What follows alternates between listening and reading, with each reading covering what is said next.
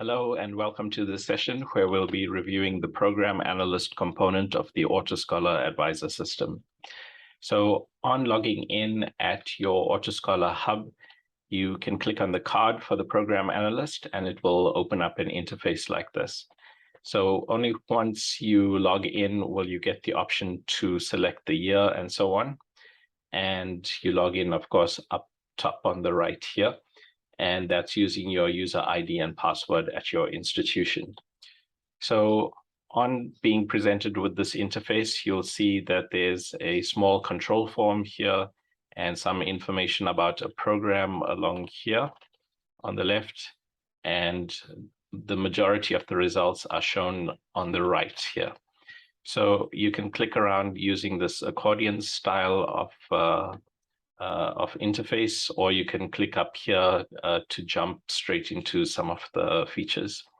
So that's just briefly the interface. It follows pretty much the format of most AutoScholar components, so hopefully you are well familiar with that by now.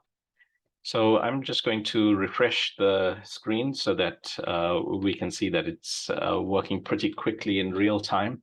And just a note that you will see some garbled text, and that's deliberate. That's because we are anonymizing any student information. So we want to present an anonymized view of the program analyst. Anyway, let's refresh the page. And so that's reloading from scratch. So this is what we see on logging in. Only after logging in will you get this little form here. And you can enter a year here. And on entering a year, it's going to search for all academic programs at the institution that exist in that year. And you can see here the list of academic programs. And you can page through all the academic programs here. And you can see it is loading program data in the background. So going back to the first page, and let's choose this academic program. And we can see the number of students that enrolled in this academic program. So that's accumulating nicely over the years that this program has been in existence. And you can also see a cohort year here. So all the estimations that this method is going to use is based on cohorts. So when you select a cohort year, it's going to load all students who entered for the first time in that year. And based on that, it will be able to estimate the academic program structure. So it will predict the courses that exist in each semester and the free and core electives and so on. So the rough structure of the academic program is shown here. And we are focusing on the performance of this program. So one of the first things we'll want to do is look up here under program current status. So in this interface, we get two main pieces of information. Number one, the students in the program, and number two, the courses in the program. So the coursework taken by students registered in this program. Under the student part, we can see a list of students here marked as high-performing students, and you can see some comments about these students. Again, please note, these are all anonymized, so when you log into the system, you'll see a first name and a last name and a student number here. So the comments focus on the rate of credit accumulation, and basically the faster progressing students are listed as the high performing students here. Then if you click on students with challenges, you can see the students who are progressing at a lower rate. And as you click on a student card, the information about the student and the reasons, or rather the detailed data for estimating these students as having challenges, that's all shown here. Again, you can page through these students. So this is at the program level.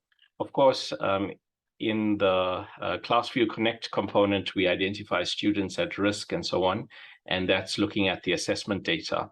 So in the program analyst view, we are looking at students who are progressing at a lower pace, and largely that means accumulating credits slowly there.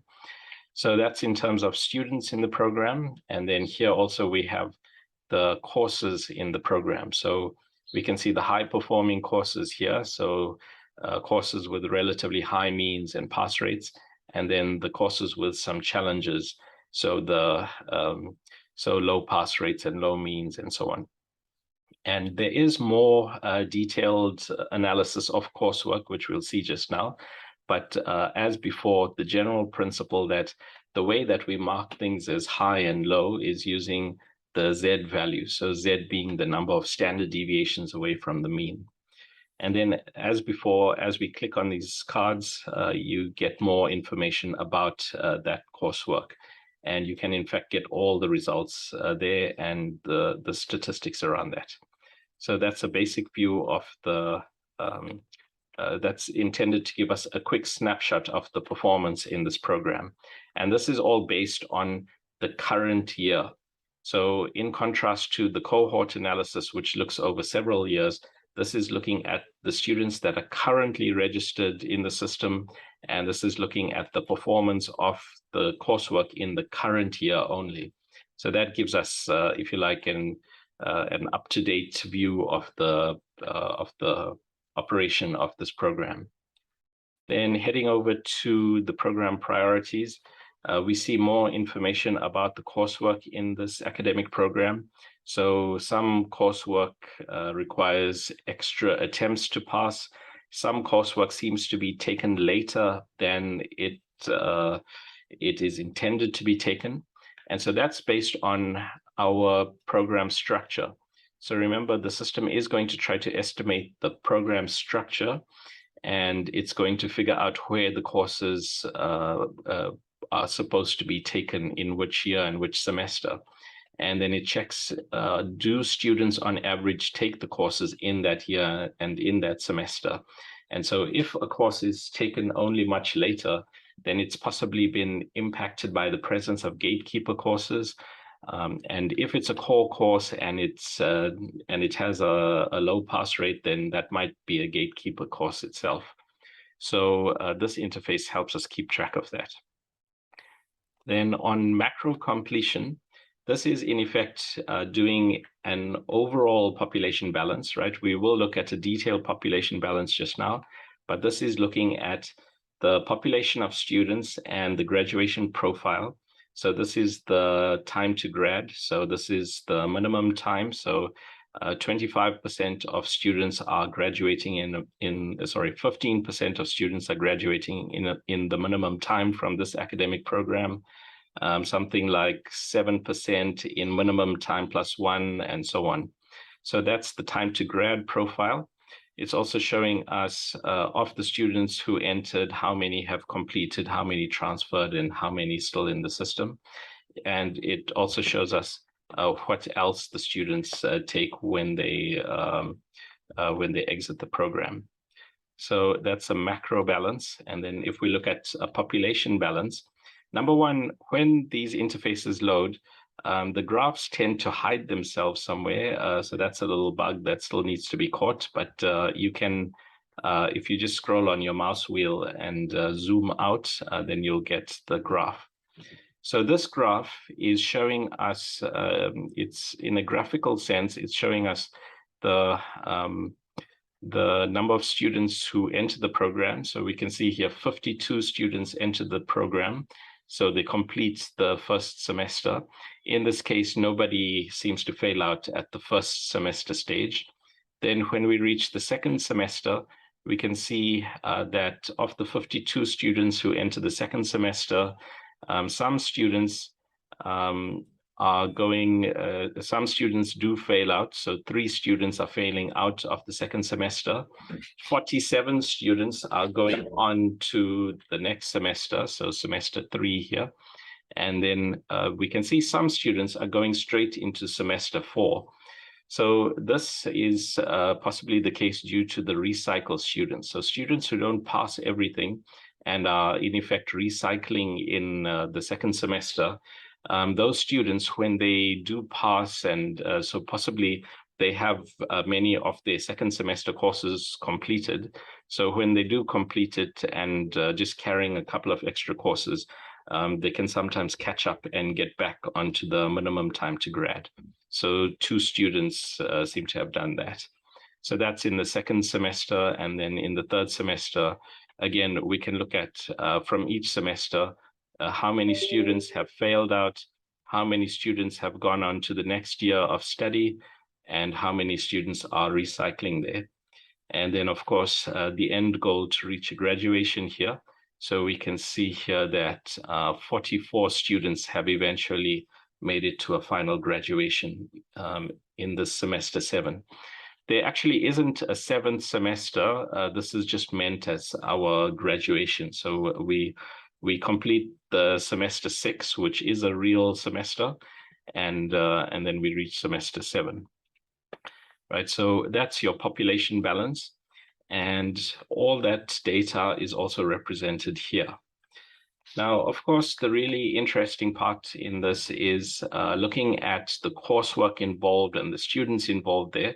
So if we go ahead and click on one of these entries in the table, it's going to list for us the courses that are taken in that semester. And it's also listing the students who are progressing to the next semester. So remember, there were the 41 students that were progressing to the next semester. Here's the 41 students going on to the next, this was 41. Let's see, where are we looking at this? Okay, oh, well, that's entry 41. So there are actually 47 students. So the 47 students going to the next semester are there. And then, as we said, there are some students who are still recycling there, and there are students exiting without graduating. So they might be dropping out or being excluded by the system. And we can get more detail about these students if we just go ahead and click on any of their cards, and that will load up an interface here.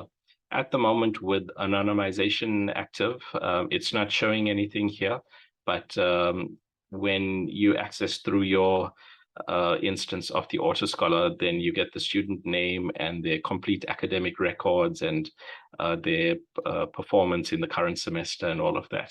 So you can look into the students who are recycling, the students who are exiting without graduating, the students who are going on to the next semester, and so on. If we also click on any of the coursework that's in that semester, then it's going to load up for us the historical records. So it's showing us the means and the pass rates and so on for that course. So as we select the courses here, it will load up the data for that course. So that's under the population balance.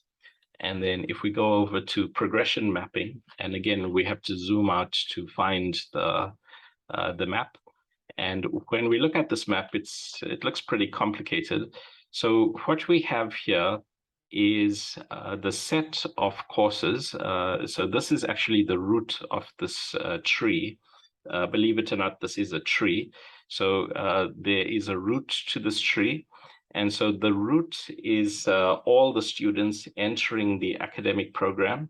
So of all the students entering the program, 2 students are passing a certain combination of courses, and 50 students are passing another combination of courses. So if we click on one of these nodes, then it's going to load up for us the list of courses there and the students who are in that group.